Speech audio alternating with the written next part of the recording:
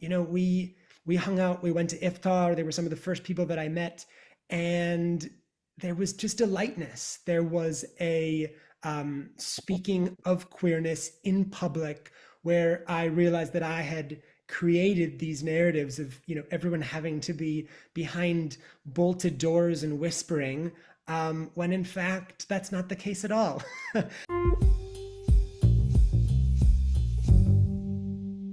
This is Dr. Andrew Rimby. Thanks for joining us here in the Ivory Tower Boiler Room. If you don't know, you can get all of our episodes ad-free on Patreon, patreon.com/Ivory Tower Boiler Room. All of Mary's true crime episodes ad-free, video episodes ad-free from the ITBR interviews. Also, follow us on Instagram, please, Ivory Tower Boiler Room. I like to put a lot of exciting arts and culture clips from the podcast, TV shows, films that we've discussed. TikTok is Dr. Andrew Rimby. Long story, the Ivory Tower Boiler Room one got taken off by TikTok because it was too salacious and scandalous, in my opinion. But I might be just having an Oscar Wilde complex there, thinking, that I was causing such a sensation on TikTok. So please rate us on Apple. It really, really helps. Review us.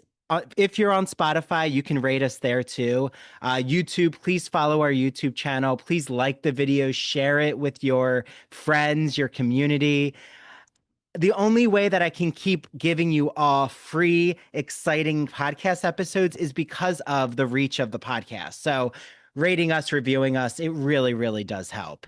Also, shout out to Sean, our intern, who, if you see the cover art, you see the edits of the podcast, that's all Sean. So amazing work by Sean. So I hope you all enjoy this episode.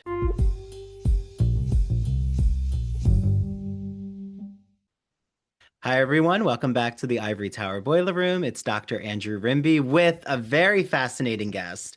I have been wanting this conversation for a long time. A fellow doctor, his doctorate is in fine arts. Just want to preface that. I'm so excited to be joined with Gaar Adams, who is an American writer and journalist.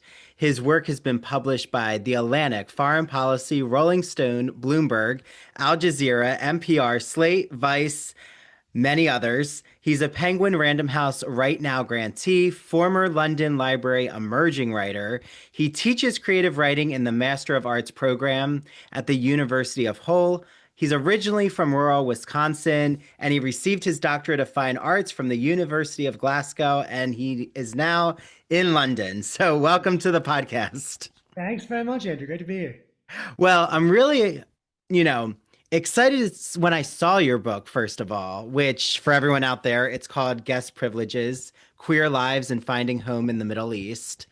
And I've been wanting to have an expert on Middle Eastern culture when it comes to the LGBTQ community. So I was very just happy that your book now exists, because it's, as you probably know, hard to find a book that really explores this topic. Yeah, absolutely. And I'm certainly not, the first person to write about this, but the books are few and far between. Literary narratives, both fictionalized and especially journalistic works. Yeah, absolutely. Yeah. So I was going to actually start with an anecdote from my writing literature course, where at Seton Hall, where I am, I I don't know, was opening up about some topic, and I, as I usually do, just with like having a queer studies mindset, like was doing a type of gender sexuality approach in the classroom. And I had students who were like very open about being Muslim, talking about their culture like through a literary interpretation. And after class, I said, like, can I respectfully ask you about queerness and Islam? And like they were very open about one student was from Palestine. The other student converted to Islam. And she said, like, this is a very tricky topic in the sense of you're going to get a various opinion depending on which, Muslim person you ask. And it seems like you bring that to bear. Like, is this Well, first of all, is this something you thought you would be delving into uh, in your journalistic writing? I mean, yes and no, right? So I am, as you said, originally from rural Wisconsin. I grew up in a very socially conservative, white Christian um, landscape. And what my exposure to the Middle East and Islam was before September 11th was next to nothing, right? And everything that I gleaned from the region after that was through the lens of this national tragedy, right? Um, and it took many years. It took a degree in Middle Eastern Islamic Studies at New York University to disavow myself of a lot of those narratives, many of them Islamophobic, many of them racist, many of them just outright incorrect and part of a kind of propaganda. So when you say, have I, was I kind of thinking I was going to do this? No, until suddenly it felt like the only thing. It felt like the most important thing. It felt like, gosh, I have been living with these unchecked narratives in my life for years and years. And so, how can I start to redress this? For myself, for the community that I live in, for fellow Americans. Um, yeah, so it took then me studying Arabic, living in Yemen. That's what I did my third year at university. And then I moved to the Middle East shortly after I graduated, finished my undergraduate degree, and lived there for a decade. So yeah, it's been a process of disavowal, a process of learning. Yeah. So when you were at NYU, did the topic of sexuality come up during your undergrad experience? When I was studying, I took a course on El Ghazali. It came up there. Did it come up regularly in my chronic recitation course? No, it didn't. Is it something that I think I spoke of with friends and fellow classmates, in between class? Yeah, definitely. But like, was it part of a structured curriculum? No, it sort of wasn't, not part of my undergraduate degree. It was something that I needed to start to navigate and educate myself on when I chose to live in Yemen to study Arabic. I wanted to do an intensive Arabic language immersion program. And so when I left to go to Sana'a and live there, I began to recognize that everyone around me was terribly concerned for my safety and well-being. Mm. Um, and it was going to be my first time living in, really visiting the Middle East. And I recognized that I was not concerned, partially, of course, because I had been studying the region at that point for several years. Um, but it became a queer issue. It became everyone being concerned about who I was and what that meant, and what I was or wasn't going to do or adhere to or look like or tell on myself because of my mannerisms, vocal stylings, affectations. Um, and then I recognized that I wasn't concerned because actually I've been growing up in a landscape where this really wasn't okay either. Mm. Were the legal penalties the same in rural Wisconsin? No, they weren't. But have I been operating pretty much my entire life with a dim subconscious awareness that who I am is sort of fundamentally wrong to many of the people that I live around, and many people in the community that I'm a part of? Yes. And so I've always been attempting to shift in certain social situations to be cognizant of how I'm speaking, who I'm speaking with, and being aware of how I listen too. Mm. So that was always something, and never felt like, oh, here's this insurmountable thing. I'm going to the Middle East, and immediately, I'm going to be imperiled. That felt like, no, that's not going to be the case. Mm.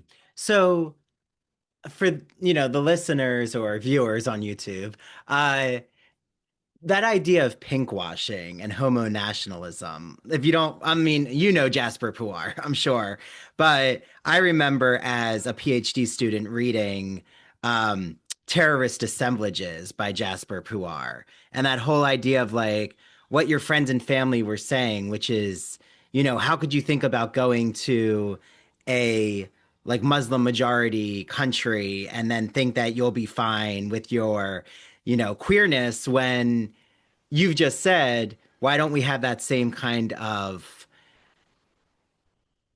outlook when it comes to very, very conservative social areas of the US? Mhm. Like, did you see that in real? So you saw that in real time with friends and family. I saw it in real time. I narrativize this in the book where I actually, I still can't believe this happened. I had two of my high school educators send me kind of vitriolic emails when they found out through, the powers of nascent social media that I was studying the Middle East, that I was studying Arabic, and then that I was going to live in Yemen.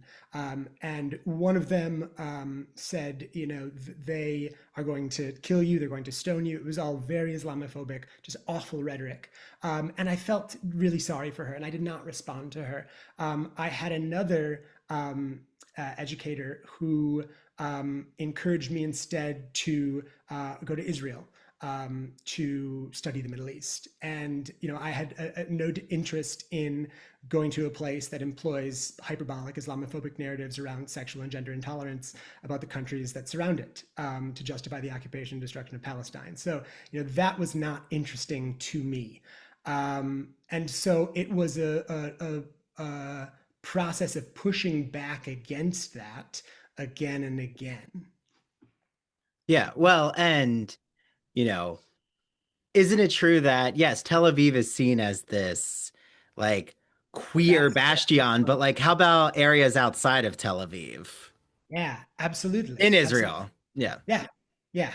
And in thinking about other cities and areas that exist in the Muslim Middle East, there are landscapes, of course, there are metropolitan areas, there are communities that are thriving, some of which are, of course, not at all part of a kind of Western awareness. And so that felt continually frustrating. And that again felt like something that I needed to write about, which is that here I was, studying Arabic in Yemen. And then as soon as I finished my undergraduate degree, I was moving to the Gulf, which, there's a whole other rhetoric around what that place is and what it represents and who visits it and who lives there. And what isn't there. And so that then began a whole new process of discovering queer communities and pushing back against entrenched narratives.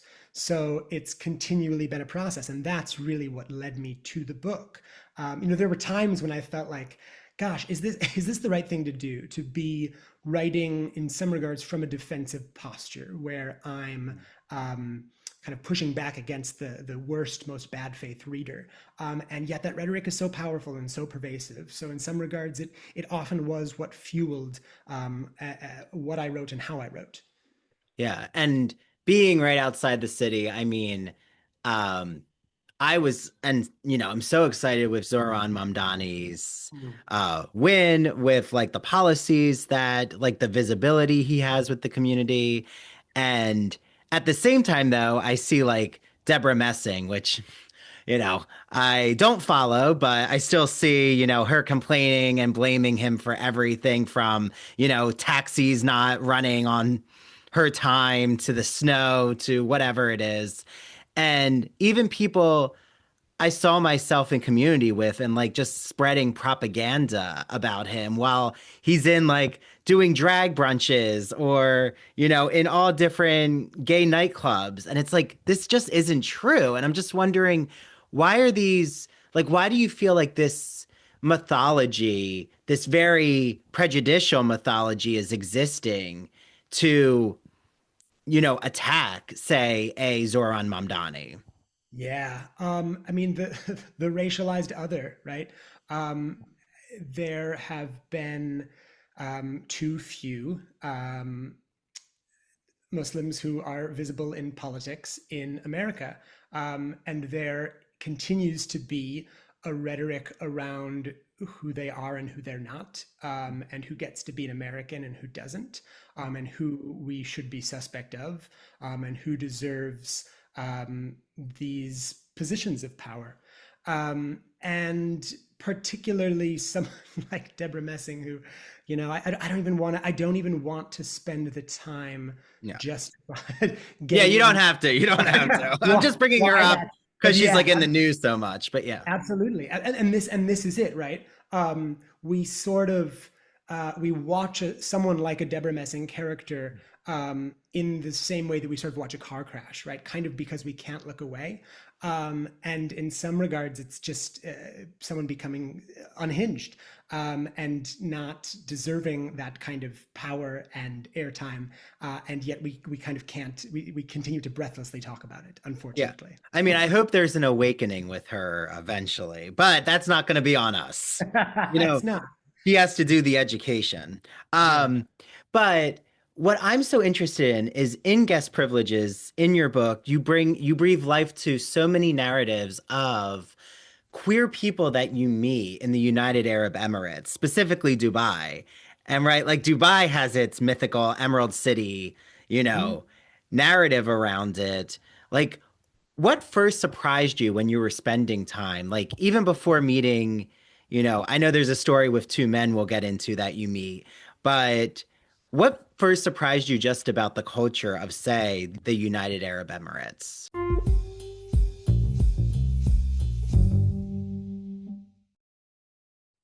The spring season is here, which means there's a new issue of the Gay and Lesbian Review called Victorian Times, all about my favorite period of literature, the 19th century. And you'll see a rugged Walt Whitman on the cover and the dandy Oscar Wilde. Well, guess what? My first article is now published in the Gay and Lesbian Review called Once Upon a Time in Camden. It's the intro to my book, which looks into their queer literary relationship, but also Whitman and Wilde's homoerotic poetics, and specifically what Whitman does with male same sex desire before the category of homosexuality even existed. Like, how did he even express this in his poetry? Well, you'll have to read my book to find out. Book coming soon. If you know of a publisher, let me know. I'm shopping around right now. But this Victorian issue is so special with the Gay and Lesbian Review. There's articles on Dr. Jekyll and Victor Frankenstein. I'm about to see The Bride, which I can't wait to see. And right, Guillermo del Toro's new Frankenstein is all the rage. There's an article on Monte Cristo's Women in Love, Tchaikovsky's Men. I love Tchaikovsky's ballet. I'm particularly an admirer of the Sleeping Beauty, one on Captain Cobb. There's film and TV shows reviewed like Heated Rivalry, Boots, Kiss of the Spider Woman, which, if you don't know, I had an episode with Jeremy Fox from the Gay and Lesbian Review, the managing editor, and Colin Carmen and Joseph Federico, and we talked all about Heated Rivalry. You have to listen to it. And Kiss of the Spider Woman, I keep recommending to everyone. It is an astounding film. Boots, I actually had the creator Greg Cope White on the podcast too. You'll have to listen to his interview. Also, if you haven't heard our episode on the kink issue of the magazine, it's really, really interesting. And the ethnography one. And yes, there will be an episode soon about the Victorian issue. So get your hands on the Gay and Lesbian Review. The digital subscription is really easy to get, glreview.org. The print subscription also, head on over to the website, click subscribe, use the promo code ITBR choice. You get a free issue of the magazine. Choose the Victorian issue, will you? So head to their Instagram, their TikTok. I love the Gay and Lesbian Review. I get so many book recommendations, TV show, film recommendations. One of the films that I can't wait to watch is in this issue. I want to say it's pronounced Pillion or Pillion. I think I made it French there with Alexander Skarsgård. So Enjoy your reading, everyone. And if you're reading the Gay and Lesbian Review, please reach out to me. I want to let them know, that you all listening to this podcast are reading their magazine.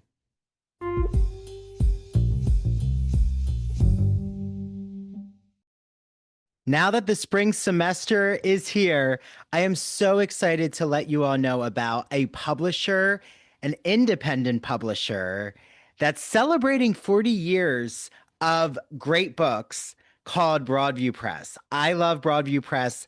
I have so many of their editions of classic literature like Wuthering Heights, which is coming out soon, and it's our book club choice.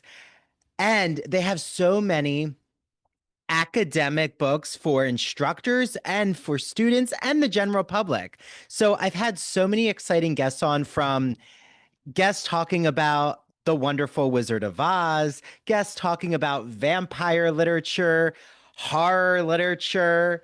I'm looking at you, Jeffrey Andrew Weinstock, whose book actually just came out called Horror Theory. Look it up. And I cannot wait because I have two exciting guests coming on soon.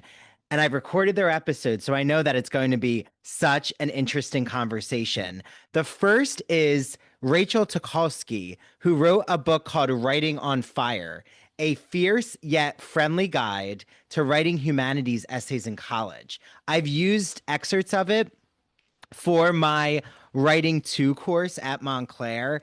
It has gone over so well. I just love what Rachel does. And we get into this in our episode about this metaphor about writing on fire, like how that's a great way to think about free flowing, brainstorming, creative ideas, and getting into that flow state, which, as Rachel explains, happens not just in writing, but in many other avenues. And then the other guest that I have on is David Starkey, who wrote a book called Academic Writing Now, a brief guide for busy students. It is designed to cover the basics of a college writing course in a concise, student-friendly format. Each chapter concentrates on a crucial element of composing an academic essay and is capable of being read in a single sitting, which, for a generation, myself included, I think all of us now, just consumed by digital media or just this attention grabbing technology, reading in a single sitting is definitely a plus. So head to Broadview Press, use the promo code Ivory Tower, and you'll get 20% off every single book in their collection. There's also a really cool digital library collection they have. So if you're a librarian, take a look at that. Message me. If you're a librarian, I'd be happy to show you what that new collection looks like. And I hope you all enjoy your reading.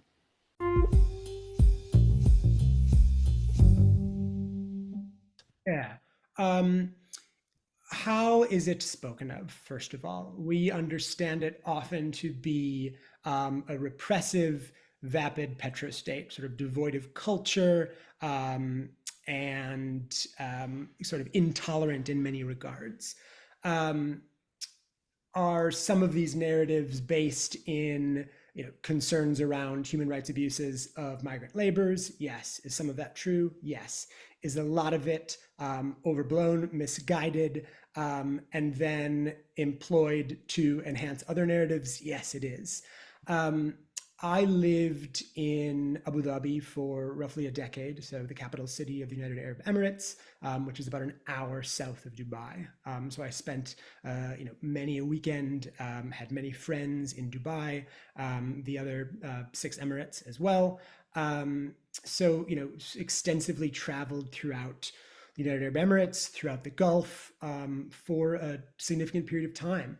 When I arrived, what was I most surprised by? I think how much I had internalized these narratives of repression and concern.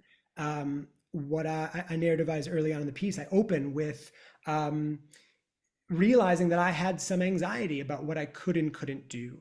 I first arrived in the UAE during the month of Ramadan. And I had realized that I had fears about how I could operate in public, right, around what I should be wearing, who I should, how, what I should be wearing, what I should be eating, how I should be eating. Um, and I realized that I really had some anxiety around it. And I headed to an ice rink actually on one of my first days in the UAE because I'm a figure skater. Wow. And it felt like here's a way that I can ground myself. I can get over jet lag. I can head to an ice rink. I can start to form a community. I think that was already something that I was aware of wanting to do. And I ate a granola bar in a toilet cubicle because I was like, oh, I'm going to get in trouble. Someone's going to report me. This notion of a kind of uh, ever-present nanny state where you're sort of constantly in danger of slipping up was something that I realized was pervading all of my actions, Mm. which was just untrue. And so, I headed out onto the ice, and truly, within the first several hours of arriving in the UAE, I was meeting a fellow figure skater who turned out to be queer. And here was a man who I then formed a lasting friendship with, and continues to sort of poke fun at me about how kind of uptight I was, and it took some unlearning and some real reckoning with where does this come from? How am I already having internalized what I can and cannot do in the month of Ramadan without ever having been in an Islamic country during this holy month, right? So it's like Mm. that kind of undoing is quite a process. And so those kind of incidental conversations were delightful and surprising. And I think also just filled with a kind of joy. When I met Imran and then a group of his friends, we hung out, we went to iftar. They were some of the first people that I met, and there was just a lightness. There was a speaking of queerness in public where I realized that I had created these narratives of everyone having to be behind bolted doors and whispering, when in fact that's not the case at all. And it feels now, after having spent a decade plus in this region, it feels silly and based in xenophobic, Islamophobic narratives, and yet that was so entrenched in me for a very long time. Yeah, well, and you talked about the way that narratives get presented to the public and like the xenophobic narratives. I mean, all I can think when you say Abu Dhabi, I feel like the majority of listeners are going to think of Sex in the City too, which Absolutely. is like the entrance for a lot of Americans when they see it in Hollywood. And boy, oh boy, is that I mean, what is your feeling of Sex in the City too and how it presents the culture? Yeah, it's kind of abhorrent, actually. It's funny, right? So, kind of each place that I've been had its own kind of American cultural touch point. When I first was moving to Yemen, everyone referenced Friends. Chandler trying to get away and move to like 123 Yemen Street. I was not a like Friends fanatic, so I can't remember exactly, but this was repeated to me over and over and over, and I was like, wow, this is actually, besides for the USS Cole bombing, this is how we understand Yemen, through an American sitcom and through an act of terrorism.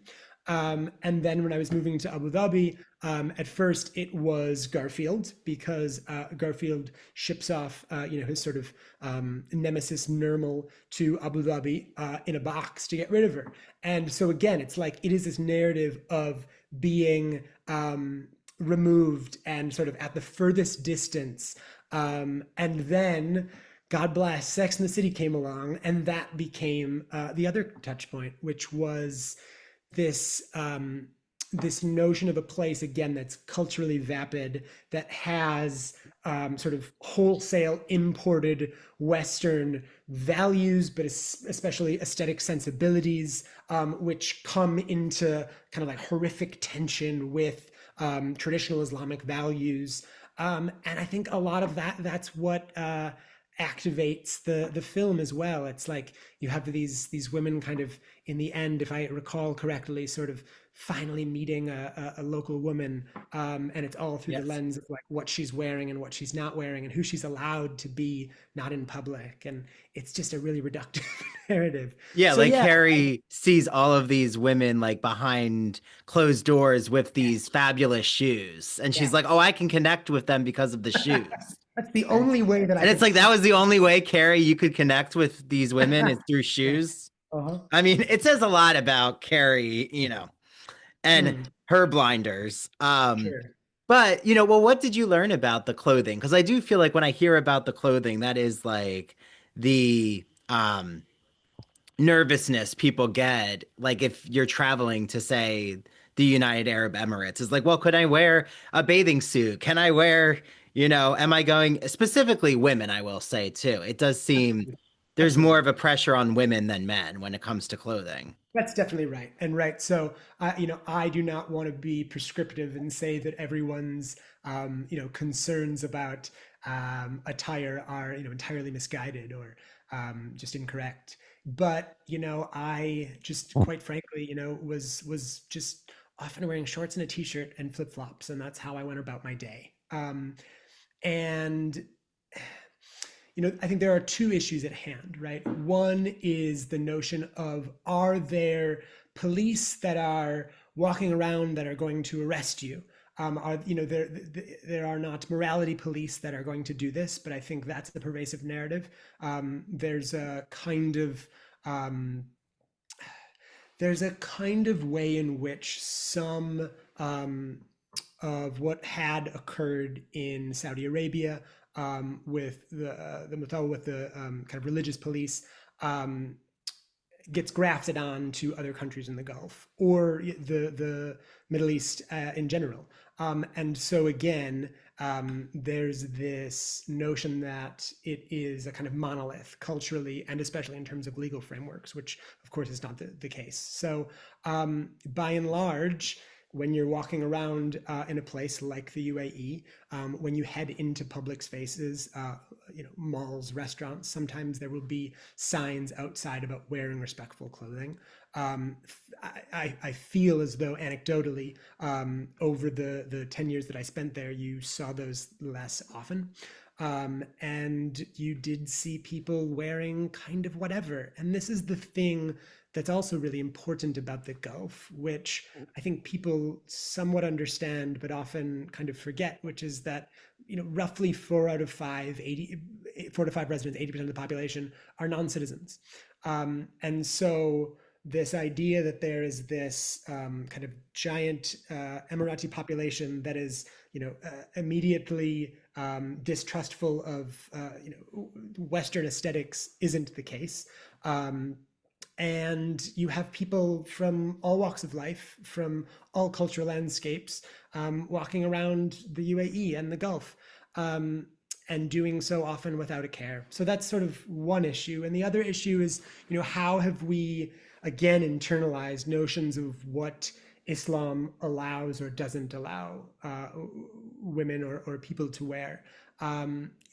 Oftentimes when I was walking around, especially early on, I was more often encountering South Asian migrants and immigrants than I was anyone else. And, so you're seeing just a wide swath of cultural attire, of ways people are going about their day. And again, I think it's also this notion of like, the nanny state of like, well, is someone just always wanting to trip you up? And no, everyone's just sort of generally going about their day, which again feels like sort of obvious and yet I think does bear repeating. Yeah. Well, even like bookstores, like, and this is just from my own ignorance. So, I'm like, uh, I know you're not the only, like you said, there's others who have done this work too, but because you are here right now, I'm curious from your perspective, when you went to bookstores, was there a censoring of material? Like, say, if there's like a provocative image. I'm thinking Jeremy Atherton Lynn, Yeah. the writer is coming to my mind, and his like cover right now has a bare ass on it. Like, would Deep that, House, yeah.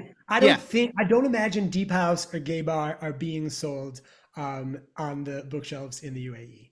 Um, uh, there is absolutely censorship of the media landscape in terms of journalism, but also in terms of what media is shown, right? There is censoring of films, of television.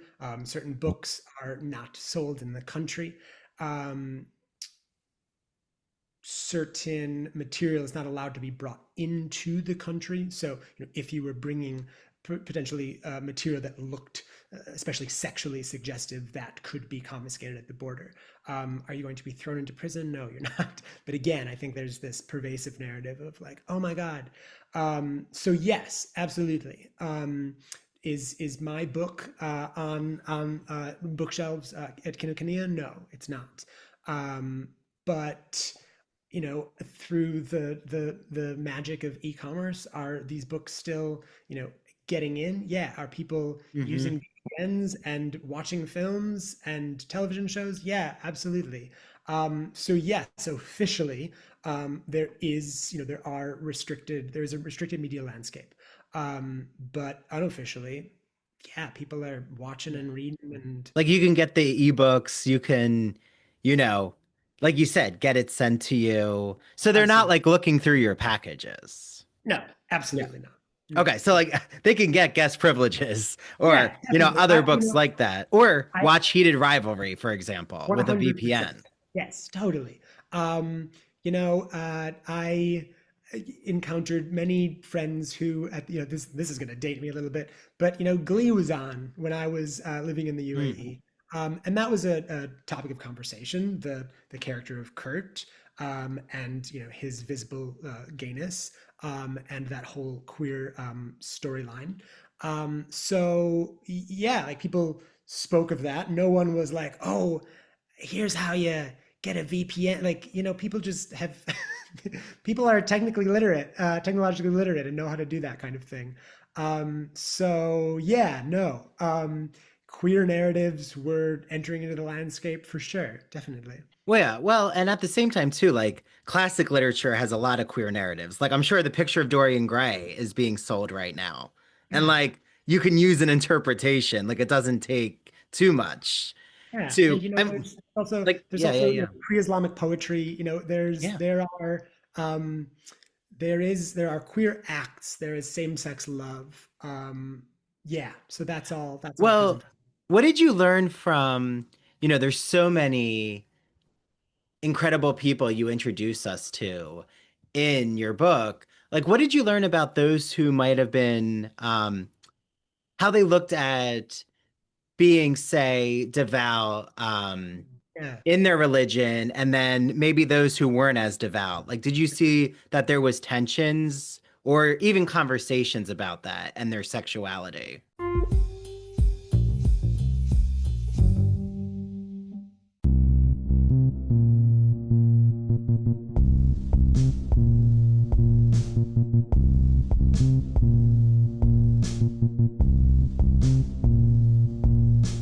Welcome to Severed, a podcast week dropping new episodes every Monday. Severed True Crime and Severed Paranormal episodes deep dive into murder, mysteries, and the otherworldly in a concise format. A 7-minute story to frame the case with thoughtful analysis and our usual banter. We sometimes find the lighter side of darker cases. We offer 3 spin-off shows, Severed Strange Stories, Severed Haunted You, and Severed Serial Killers that highlight the unusual to lighthearted topics from the digital dumpsters of true crime, haunted universities, and the minds of madness like Ted Bundy and Jeffrey Dahmer.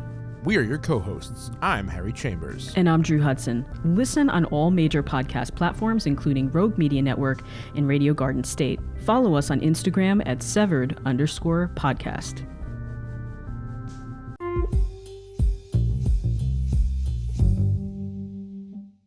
Are you a fan of classic Hollywood movies?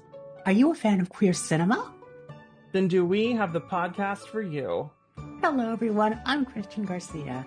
And I'm Luke Delmar. And we are your hosts of That Old Gay Classic Cinema, where we take a look at some of the greatest films of all time and analyze them through a queer theoretical lens. Let's be honest. LGBTQIA plus people have been a part of Hollywood since its inception, and this podcast celebrates those artists and entertainers of yesteryear while also taking a closer look at the queer-coded characters and stories in classic Hollywood films long before queer representation entered the mainstream. So follow us down the road of classic cinema as we give you a guide to some of the films that touched our hearts, brains, and even gave us courage to be ourselves. You can listen to That Old Gay Classic Cinema wherever you get your podcasts, and be sure to follow us on Instagram, YouTube, and TikTok. All right, listeners, we're ready for our close-up.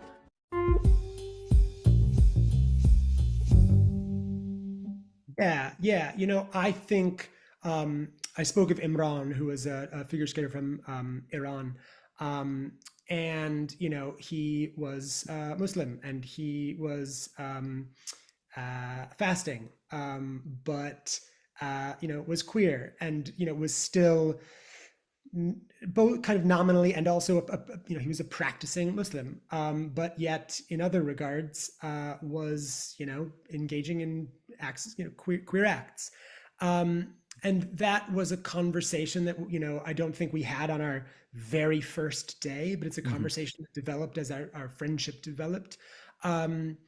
There's plenty of people that I encountered who were devout in their faith.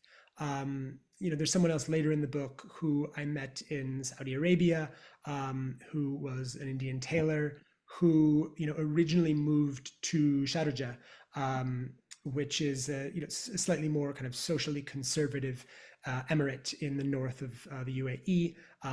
Alcohol is banned, and he spoke to me quite candidly about how he moved there kind of with the intention of being removed from a landscape of vice, and feeling as though in a moment of when he was struggling with queerness and the impulse to engage in queer acts, less about the identity, he wanted to be in a place where he felt like he might be kind of removed from that, and then moved to Saudi Arabia, and then kind of embraced and felt like, well, maybe I can do these things and maybe this isn't completely irreconcilable.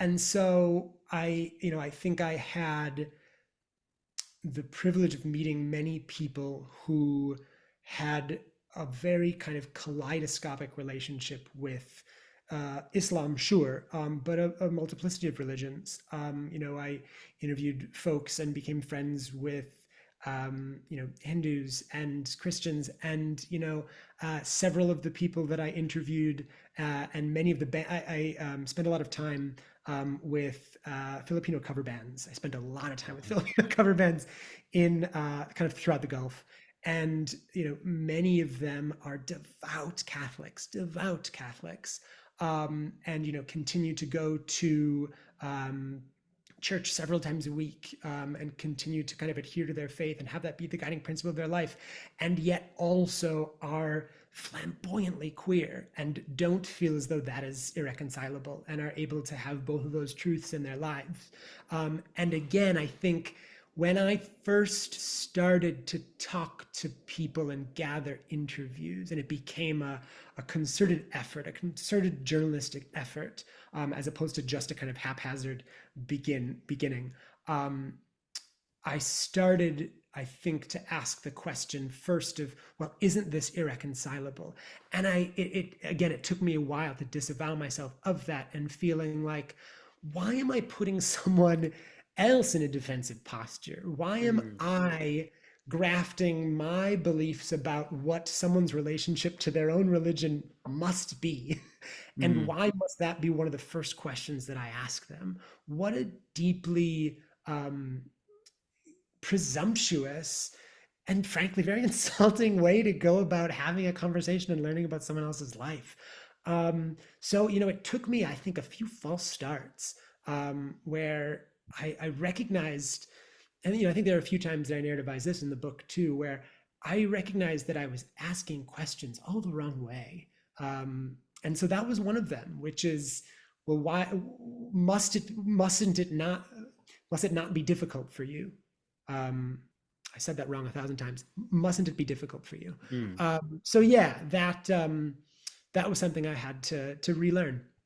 Yeah, well, and all we have to do is look at the RNC and Grinder crashing to see what's happening with evangelical Christians and open secrets. But you're right. Like I know many um who are Catholic, who are Jewish, who, you know, some are more liberal, some are, you know, more, I'll say socially conservative, but even like the Orthodox Jewish community, um, there are those who are open with, queer partners. But I would say, like, what did you find when you were talking, to your friends who well became your friends and to your interviewees about like respectability? Like, I was even not in this conversation with my students, but eventually, like you said, you develop a relationship and you get to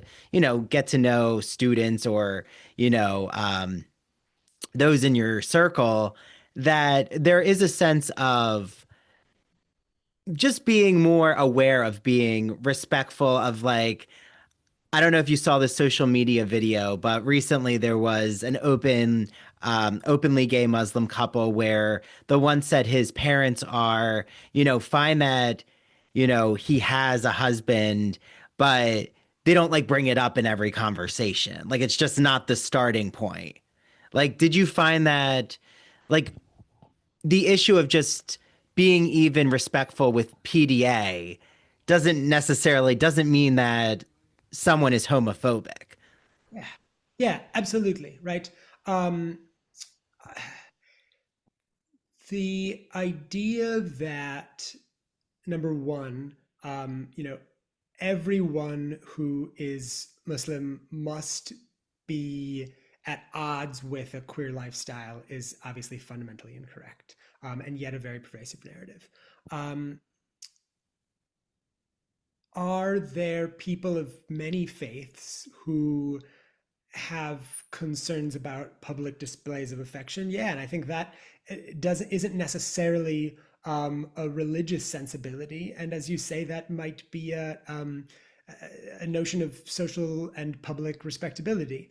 And so this is something often in thinking about the legal landscape and um, prosecution in the Gulf, which was often misconstrued, right? Which is that, oh, it is illegal to be gay, or it's illegal to be queer. And that's not, strictly speaking, quite correct.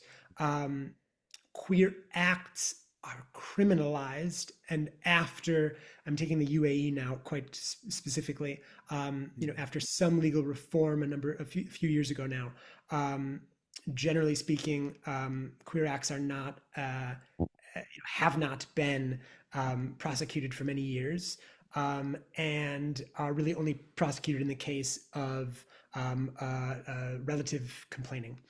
And so again, the penal code is such that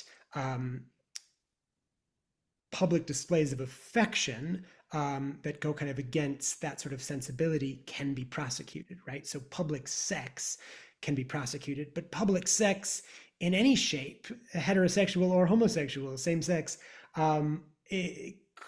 is illegal, right? So there already is a kind of misconception. And I just want to say public sex, even here, Right. you'll be cited if you're Right. having public sex in North Jersey. Yeah, absolutely, right. And so the ways in which the UAE penal code works and is constructed are not, in big bold lettering, being gay is illegal, right? So there's significantly more nuance to it than that. And then when you look at these parallels of, well, what's actually really being prosecuted, it's this kind of public morality issue. around displays of public affection, displays of sexual acts, and that's not terribly dissimilar to what you're going to find in legal landscapes across the world. So yeah, that's often frustrating and something that I needed to push back against. Cruising is a fundamental aspect of queer history. It's fundamental to who I am and how I came to understand my own queerness. It enters into the book significantly in several different chapters. I think it kind of goes through the whole narrative because it's just kind of how I've always operated. And so again, that it is a queer act. It's a political act, I feel. But often it's not just about queerness. It's also about, well, I have to do this so no one sees it, not so no one sees the same sex nature, but the sex nature. No, thank you for that. And just because it's in my backyard, like, take a Hell's Kitchen, for example. Like, you know, is there, as you bring to bear that kind of culture of, drag culture, the performing arts, the, bar scene, even like the bathhouse scene, I don't know, you name it, basically, does exist in Abu Dhabi or does exist, the communities exist. Like, would you say that there's a difference in how the community structure, like what you learned from those who are in the UAE? Yeah, absolutely. There are no official third spaces that are, that advertise themselves as queer venues. That is illegal, right? So that does not exist. But we know, pre-decriminalization here in the UK and the US, there are queer spaces that do not need to themselves advertise as being a queer-friendly venue for them to become queer-friendly. And so, if you're talking about traditional bars, yes, there are bars that become kind of de facto gay bars.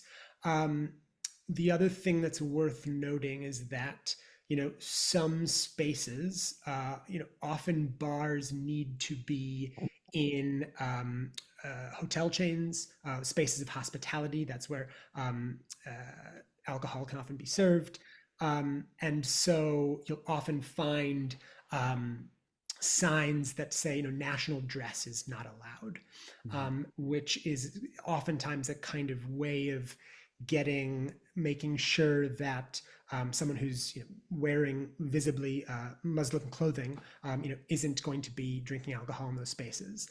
But it can also often be used racially to keep out someone, let's say, wearing a salwar kameez from South Asia. And so that becomes a kind of class issue. And so when you're thinking about like traditional alcohol fueled often gay bars, there aren't a ton of those in, say, the UAE. But are there queer spaces? Yeah, absolutely. One that I write extensively about, which I mentioned earlier, was Filipino cover band and karaoke bars, which were incredibly racially, linguistically diverse places, where oftentimes you'd have a Filipino cover band come on, do a like intense 4-5 set evening, performing like 5 hours per night. And in between that, there would often be karaoke.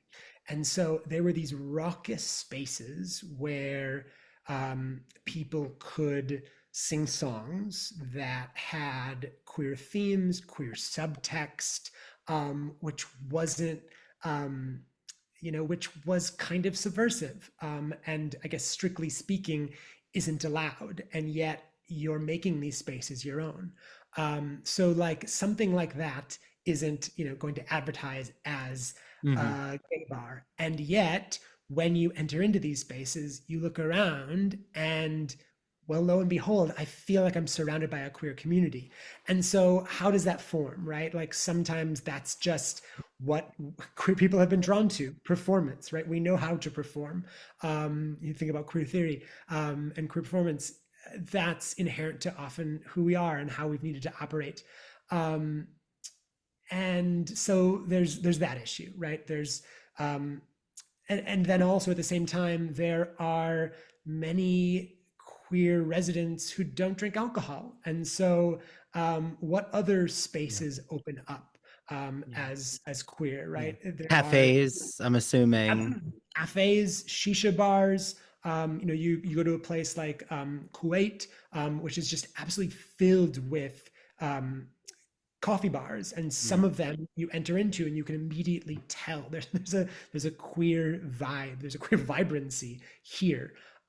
So yeah, they're not official and yet somehow very apparent and thriving.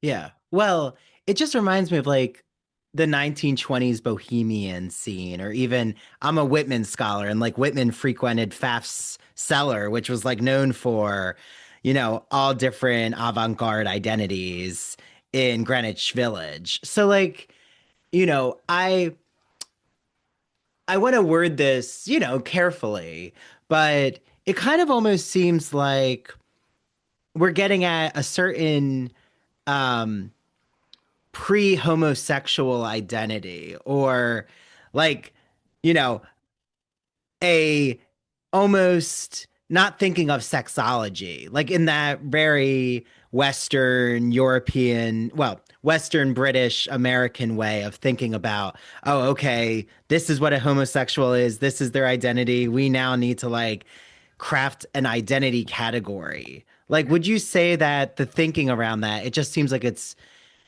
that where Americans just get very egotistical about, well, my system has to map on to the UAE. And if it doesn't map on, then that means the UAE is backwards. Yeah, definitely. And I think this is oftentimes one of the most difficult things to parse, which is that the notion of a queer identity in many of the people that I engaged with sexually, that I formed friendships with, that I interviewed, didn't really enter into the conversation, right? Someone who engages in queer acts, same-sex sexual acts, romance, doesn't necessarily see themselves through the lens of LGBTQ. Um, there's a healthy there's healthy scholarship around what it means to try to disavow a lot of this. You think of Desiring Arabs, Joseph Massad, the idea that this neat categorization has done a disservice in thinking about the ways that we understand the Gulf, the Middle East. Oftentimes, again, thinking about, well, that's so hypocritical, right? That someone could engage in gay sex and then go to the mosque. Well, there are many religious traditions in which someone, again, is able to reconcile their own relationship with their faith and how they operate in the world. And I think it's quite abhorrent that we are the ones who deem what they're doing hypocritical, or how they should or should not understand or live their lives. There have been some good writing, some journalism. Mohammed Fairouz wrote an article a few years ago about his own faith in being from the UAE, and what it means to him to be a kind of a queer Muslim. And so once again, thinking about the disservice we have done to narrow our lens of how we understand the world, that everyone must have access to the same categorizations, must adhere to them very neatly, must see themselves through a particular lens. It does us and our imagination of how other people live a disservice. And again, here I'm saying us, creating this kind of bifurcation. But it's incredibly problematic. Yeah. Well, and it seems like we're also getting to the heart of what is happening right now, which is Western imperialism running and capitalism truly just trying to exert its forces and deny, take the Palestinians, like deny them of their humanity because, there's this very bureaucratic, trying to think of how to even explain the oppressive Netanyahu regime, but just a system that is, wanting to invade for land, for building, for, just demolishing and dehumanizing and also um, literally killing people who are in their way. And it seems like this Western imperialist idea is something also, you reckon with in your work. Like, how do you think about Western imperialism now? I know that's a big question. Well, yeah, it is a big question, but it's a very absolutely necessary one. Again, I think the ways that the ways in which we understand legality in the Gulf states, in the UAE, it's often spoken of as, this arcane legal system, Sharia. But it's not a legal system. It's a methodology of legislation, right? It's used to interpret and create civil law across Islamic countries, and so there are many different schools of Sharia, of legal scholarship. And so again, this notion that like there's one Islamic like monolithic legal system is like already incorrect. And then when you apply that to queerness and think about again, it's just blanket illegal to be there. You will be put to death. I think that was something that I continually had to push back against. This notion of the death penalty is this sort of specter that hangs over the Gulf states. I think it's the way that it's this sort of bogeyman of this will potentially happen to you if you're there. You'll be put to death. And there are so many layers that have to be peeled back, like going back to, well, British imperialism created a lot of the legal framework in many of the Gulf states, right? When Qatar was a British protectorate, that's when same-sex relationship was codified as being illegal. So, and then you look Sodomy at laws that persecuted Oscar Wilde. Totally, right? It's a very similar situation, and so you think of a place like Bahrain, which has its own nuance, right? Like 1974, same-sex relationships were decriminalized. Same-sex relations were decriminalized because the British imperial legal structure was pulled back. So it's like it actually took taking that imperialistic framework away for there to be a kind of legal liberation. Am I saying that, in Bahrain, now you're going to find same-sex couples walking around hand in hand? No. Again, there are, legal frameworks around public decency that prevent that. But what was hanging over it officially was a kind of hangover of imperial legal structures. So, those continue to pervade the Gulf, the Middle East, the world. It's something that, but again, I think it's so easy to point fingers at them over there. I think about, I grew up in the United Methodist Church, which had its own kind of schism a few years ago. And it was sort of seen as, well, the Western United Methodist churches are socially progressive and want to allow same-sex clergies and to bless same-sex marriages. But it's those, places where the faith has gone, the Philippines and Africa, where they're not allowing that to happen anymore. And like, again, we have to pull that back of, okay, well, some of the legal frameworks that are there that maybe are causing some of this, again, are imperial, have an imperial history.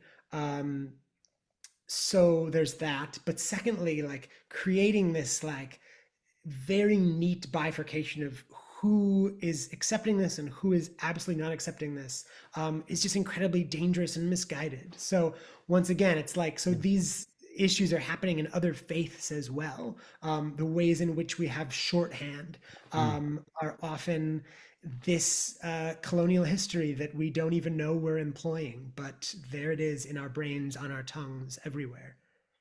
Yeah. Well, do you have 10 more minutes? Is that okay? Sure. Okay. I'm just Absolutely. like, this is so fascinating. And I so thank you. I mean, you're just such a wealth of knowledge, and your book is just incredibly well Thank done. you very much. And I'm also thinking too, just about the way that same-sex friendships are seen. Like I'm thinking specifically about how male-male friends have such an intimacy um, that like if I'm with my husband, say in Abu Dhabi, and we're on the sidewalk and I give him a kiss on the cheek, like I would assume like people, might just think, oh, they're good friends. Like, is that something like how does a kiss get registered? I don't know. That kind of sounds like a conference paper, but It's a great question, right? And so again, I think once again, we first need to consider who are we assuming is around us and Mhm. what are we assuming are their,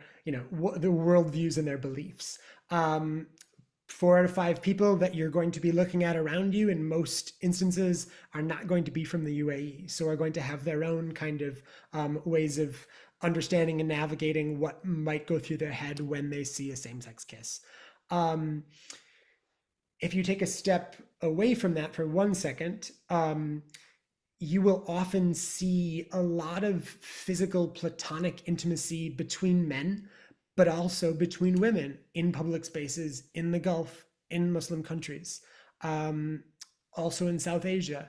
And so when I'm walking down the street in Abu Dhabi, in Doha, in any kind of place in Oman, I am seeing often South Asian men who are holding hands or holding pinkies or being very physically affectionate.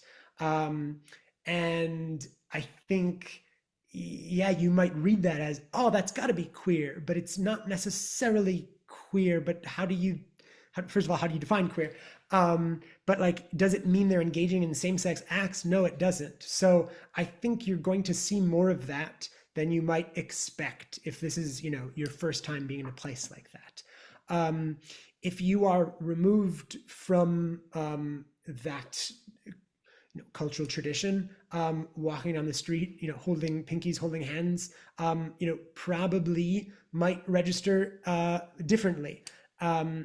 It's something that my now husband and I joked about often. His parents emigrated from India to Australia about 50 years ago, and he spent 12 years in the Gulf. And when we were developing our relationship, we'd make sort of dark humor jokes about, well, one of us can, hold pinkies, but the other one can't, right? That it would mean something different for me as a white man to be walking down the street holding pinkies with someone than it might be a South Asian looking man. So that I think is, has a racial element to it as well. But like a peck on the cheek, isn't something I think you're going to see very often. But physicality, I think, is something you're going to see more often of. Yeah. Yeah, yeah. But like you're saying, at the end of the day, if I kissed my husband on the sidewalk, there isn't like a morality police Right. in Abu Dhabi taking us away.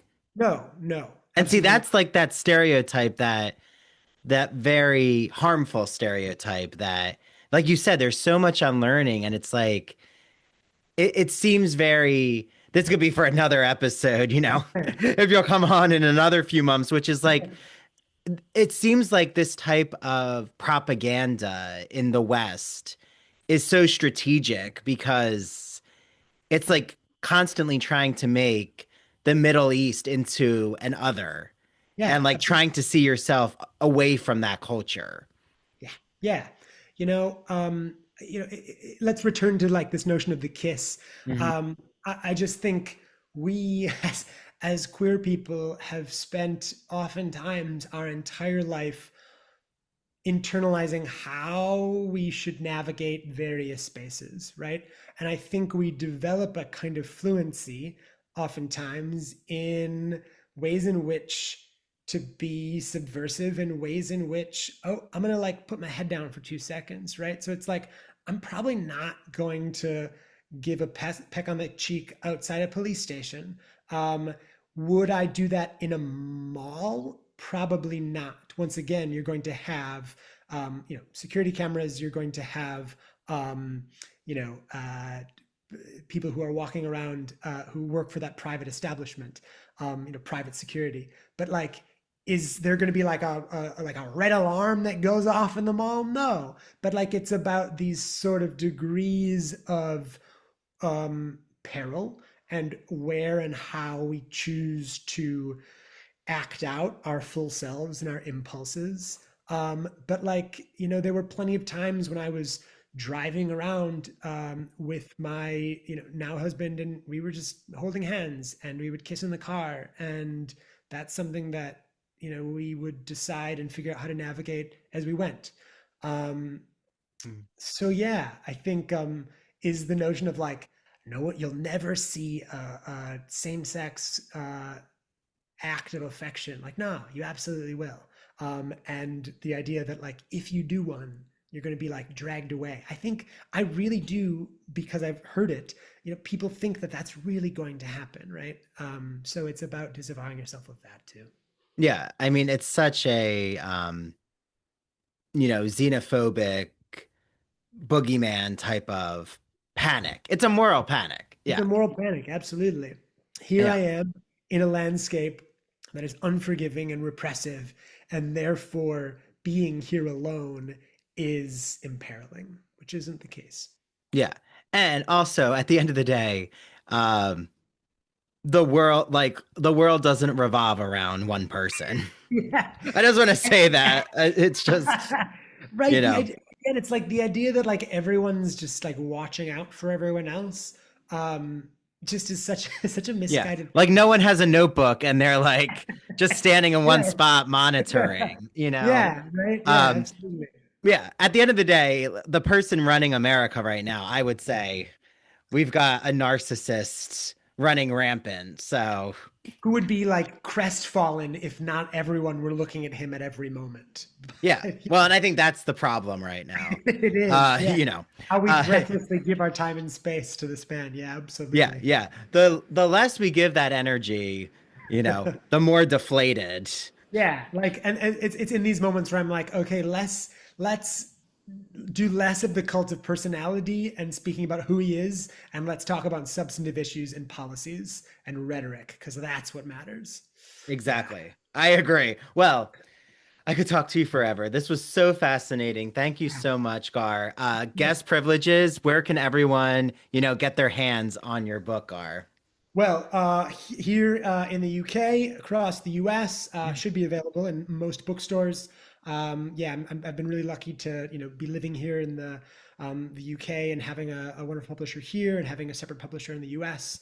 And yeah, you should be able to find them. So Yeah, I know in Manhattan, it's definitely at Book Culture by Columbia and yeah, excellent. like I all was of the actually independent bookstores. Yeah. Yeah, I was in New York a few months ago, and it was a really lovely thing to just kind of walk around. I haven't been in New York for a while, so it's nice to kind of see it out in the world. Yeah, well, London is enjoyable. I miss London. I was there at the British Library looking at Oscar Wilde Oh, manuscripts during wonderful. my Yeah, time at Stony Brook. I was in I think it's still there. It's like is it pronounced St. Giles? I always say Giles, yeah, but there's like a little casino and I was like in the hotel there. I yeah. loved it.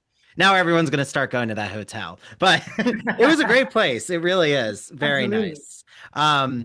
Well, thank you so much. And oh, how can everyone follow you too on social Yeah. media? I have a dormant Twitter account, sorry, X account. Yeah. Yeah, I'm not going to say that. But I have an Instagram account, Gaar.Adams, I believe is what it is. I have a website. You can find me. Yeah. Great. Okay. Well, thank you so much for your time. And, Yeah. hopefully, yes, everyone get their hands on guest privileges, but also, you know, we need to, specifically from an American context, literature is power Yeah. and art is power. And deconstructing these stereotypes relies on us gaining access. Like this material exists to Yeah. educate ourselves about the Middle East and the Yeah. culture there. The idea that I shouldn't engage at all in the Gulf because I see it as a repressive place feels quite misguided, and also feels like the inability then to look upon the self and where someone is coming from, and their own legal frameworks. So yeah. Exactly. Well, thank you, Gar. And yeah, until next time. Yeah. Thanks.